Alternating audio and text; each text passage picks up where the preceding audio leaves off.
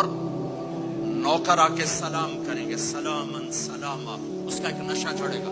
پھر فرشتے آ کر کہیں گے سلامن سلاما، اس کا ایک اور نشہ چڑھے گا. پھر ایک دم میرے رب کا عرش کھلے گا اور اللہ سامنے آ کر کہے گا سلام قولا من رب الرحیم، میرے بندے بندیوں تمہارا رب تمہیں سلام پیش کرتا ہے اور مرحبا بالصادقین، اور سچے بندوں کو ویلکم کرتا ہے.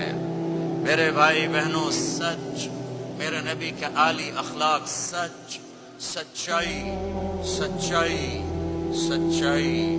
آپ نے یزید کی برائیاں تو سنی ہیں، اس کے بیٹے کی نیکی سنو.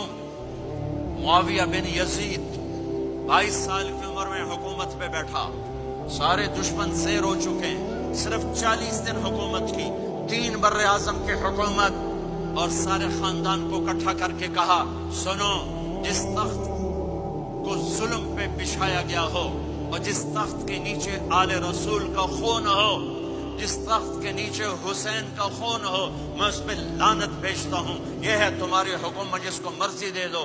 3 بر اعظم کی حکومت سچائی پر چھوڑ دی، 3 بر اعظم کی حکومت سچائی پر چھوڑ دی، 3 بر اعظم کی حکومت کو لات مار دی سچائی پر.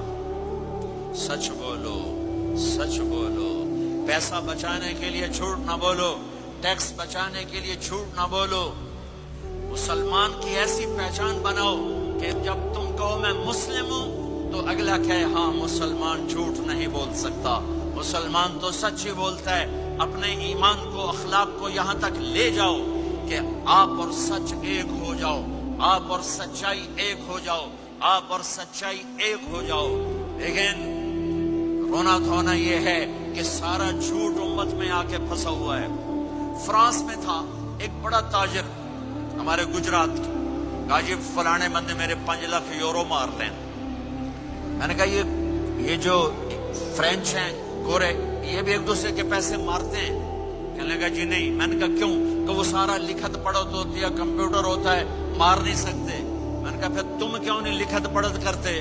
کہا جی پھر ٹیکس دینا پڑتا ہے. میں کہا 5 لاکھ دا ٹیکس لگا گیا ہے، اس سے اچھا نہیں تھا تو 2 لاکھ ٹیکس دے لیتا اور تیرا ضمیر بھی زندہ ہوتا اور تو صبح کی نیند سوتا. میرے بھائیوں میں آپ سب سے کہتا ہوں، اپنی اولادوں کے لیے سچائی چھوڑ کے جاؤ، سچائی چھوڑ کے جاؤ، سچائی چھوڑ کے جاؤ. سچ ہماری پہچان ہے، سچ ہماری پہچان ہے، سچ ہماری پہچان ہے.